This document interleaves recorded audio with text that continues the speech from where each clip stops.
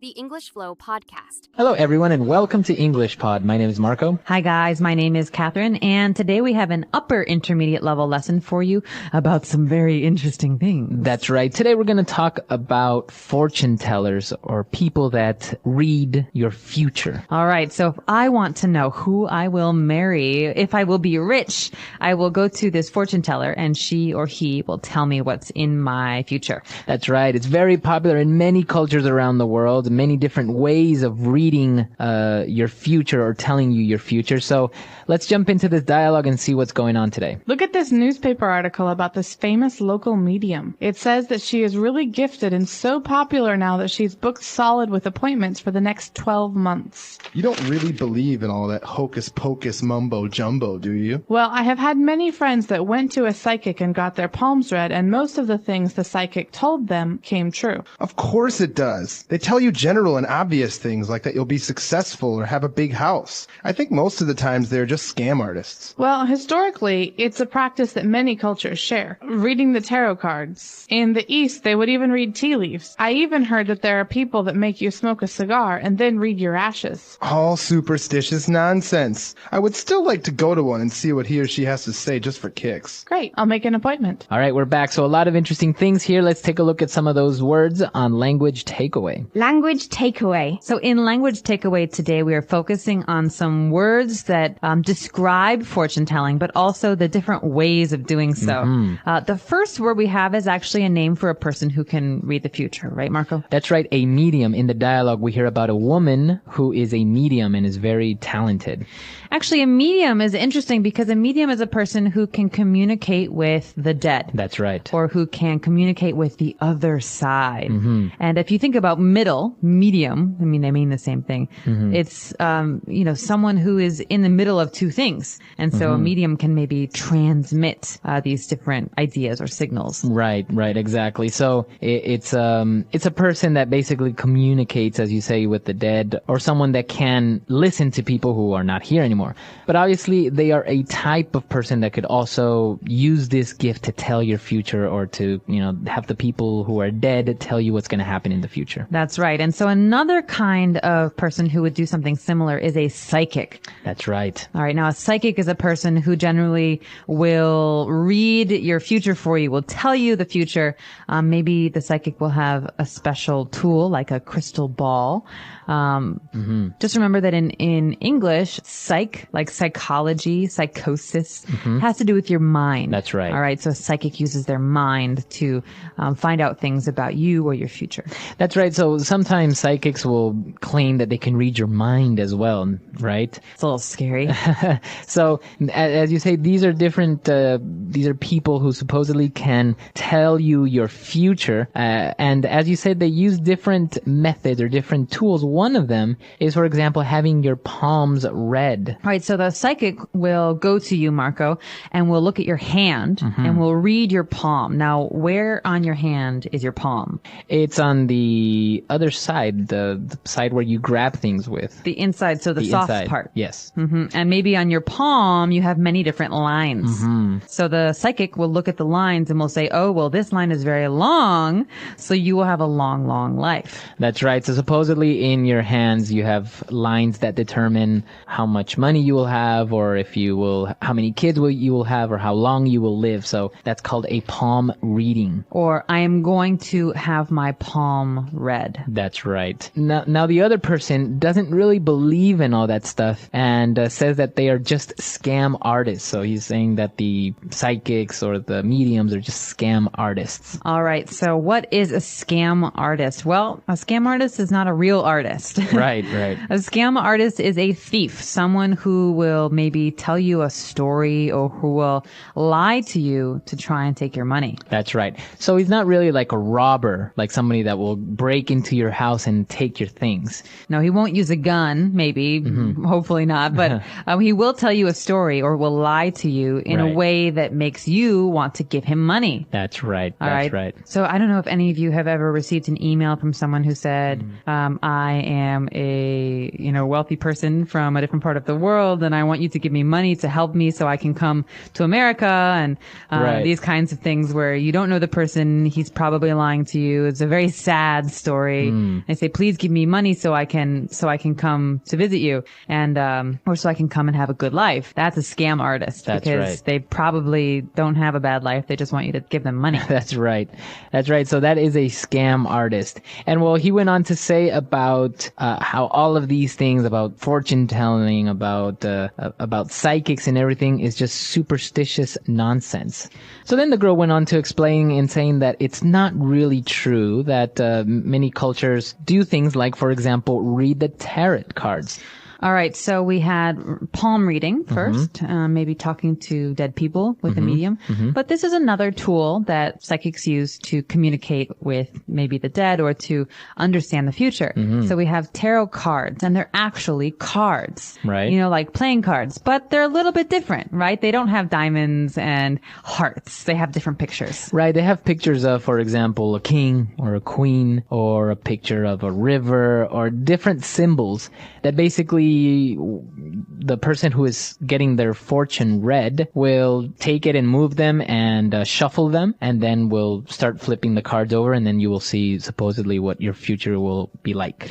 All right, so those are tarot cards. But we have one more word here, and it actually comes from the friend who doesn't believe in these scam artists. Right. It calls it all superstitious nonsense. That's right. So a person that is superstitious believes in superstitions, and those are beliefs of good or bad luck. Yeah, that's right. So if I believe that the number 13 is very, very bad, I will avoid the number 13. I won't sit down in chair number 13. I won't buy a house on floor number 13. Right. Because I'm superstitious. I believe that that number is bad luck. That's right. So many people believe that it's bad luck to break a mirror or to walk under a ladder. Yes, also many Americans believe it's bad luck to open an umbrella inside. That's right. So it's interesting because many cultures around the world have different types of superstitions, but we'll talk about that in a little bit. Why don't we move on now to some fluency builder and take a look at some phrases. Look at this newspaper article about this famous local medium. It says that she is really gifted and so popular now that she's booked solid with appointments for the next 12 months. You don't really believe in all that hocus pocus mumbo jumbo, do you? Well, I have had many friends that went to a psychic and got their palms read, and most of the things the psychic told them came true. Of course it does. They tell you general and obvious things like that you'll be successful or have a big house. I think most of the times they're just scam artists. Well, historically, it's a practice that many cultures share. Reading the tarot cards. In the East, they would even read tea leaves. I even heard that there are people that make you smoke a cigar and then read your ashes. All superstitious nonsense. I would still like to go to one and see what he or she has to say just for kicks. Great, I'll make an appointment. All right, an important phrase that you don't have to be a psychic to use is booked solid. Now, we heard this at the beginning of the dialogue. Right, because this person is so famous that so many people want to go there and get their fortunes read that this person is already booked solid for the next 12 months. Okay, now booked solid is a very nice colloquial way to describe having no time for anything in English. So basically, if a restaurant, for example, is booked solid, it means there are no tables Available, that's right. Nothing is available there. Everything is already reserved. Yeah, it happens also with hotels. Some hotels during, I don't know, let's say the Olympics, many of them are booked solid for the entire month. Or you could even say this with your friends. You say, hey, Marco, do you want to hang out Thursday, say 7 o'clock? Sorry, I'm booked solid the entire day. Popular guy. That's right. So you can say that a person is booked solid or that a business is booked solid. Now, this next phrase is kind of more, it's not really real words, but we say they are. Hocus pocus, mumbo jumbo. All right. Hocus pocus is a way to describe superstitious things. Like magic, right? Because I think it comes from, supposedly, it's a spell That's that right. witches or wizards will say, like hocus pocus and things will appear. Abracadabra. Yeah. Hocus. Yeah. Yeah. But basically, this is something that we say when we're joking now in English. English. Uh-huh. So I'll say, oh gosh, Marco, I just broke this mirror. 7 years bad luck. Do you really believe in all that hocus pocus? Yes, I'm very superstitious. So hocus pocus here means superstitious. Like magic, superstitious stuff. It's all hocus pocus. What about mumbo jumbo? Mumbo jumbo is also something we say when we're talking about magic or things that are superstitious. So I can say, I don't believe in any of that superstitious mumbo jumbo. It means basically I don't trust it. I don't think it's true. I think it's silly. Right. So mumbo jumbo, you refer to that nonsense, that irrational or unbelievable stuff. That's right. It's irrational. Very good. So hocus pocus referring to magic, mumbo jumbo referring to superstition or things that are not really believable, let's say. And to end the dialogue, the guy says, well, you know what? Okay, let's go to this psychic and see what she has to say, just for kicks. Just for kicks. Now, I love this phrase. I use it a lot. It's very, very colloquial, very spoken English, so you guys should try to use it. It means just for fun. Just for fun. So I'm not going because I believe. Right. Because I just said I think it's hocus pocus mumbo jumbo. Right. But I do think it will be fun. So let's go just for kicks. Just for kicks, yeah. So it means that you're doing something not seriously. You're just doing it for fun. That's right. So you can do anything just for kicks, really. Maybe like if you just sit down and start doing some math problems, just for kicks. Yeah, you would do that, wouldn't you, Marco? Just for kicks. Yeah. Or I'm going to take a singing class just for kicks, even though I don't take singing very seriously. Right. It's not like you want to become a professional singer. You just want to do it for fun. That's right. All right. Great stuff. Why don't we review everything one last time? Look at this newspaper article about this famous local medium. It says that she is really gifted and so popular now that she's booked solid with appointments for the next 12 months. You don't really believe in all that hocus pocus mumbo jumbo, do you? Well, I have had many friends that went to a psychic and got their palms read, and most of the things the psychic told them came true. Of course it does. They tell you general and obvious things like that you'll be successful or have a big house. I think most of the times they're just scam artists. Well, historically, it's a practice that many cultures share. Reading the tarot cards. In the East, they would even read tea leaves. I even heard that there are people that make you smoke a cigar and then read your ashes. All superstitious nonsense. I would still like to go to one and see what he or she has to say just for kicks. Great. I'll make an appointment. All right. So speaking about superstitions, as you said, some superstitions are more local. Like, for example, I think it's Americans that believe it's bad luck to open an umbrella inside a house. Yes. I know that, for example, in China, it's the number 4 is considered bad luck. That's right. So you'll see that many buildings don't have a floor number 4 or 14. That's right. And actually, it's similar in Western cultures because some hotels will not have a floor 13. That's right. Are there any superstitions that are from Ecuador? I think Hispanic. Oh, there is one that's very particular with women, with Hispanic women. They will not put their bags, their purses, on the floor. Yes, I've heard this before. What is it? Your money will fly away. Your money will fall out or your money will go away. So women will not put their bags or their purses on the floor. That's why they will always put it on a chair or on the table. Never on the floor. They're very superstitious about this. Very interesting. Well, have you ever had your fortune told by a psychic? No, I've seen gypsies. So gypsies are people that don't really live somewhere. They don't settle anywhere. They move around. They go from city to city. And I've seen them and they've approached me asking me if I want my fortune read, but I don't really believe in that. So it just seems like they wanted me to give them $5 and they would just tell me anything. You think it was mumbo jumbo? I think it was mumbo jumbo. Have you had your fortune read? I've had tarot cards read for me. So. And?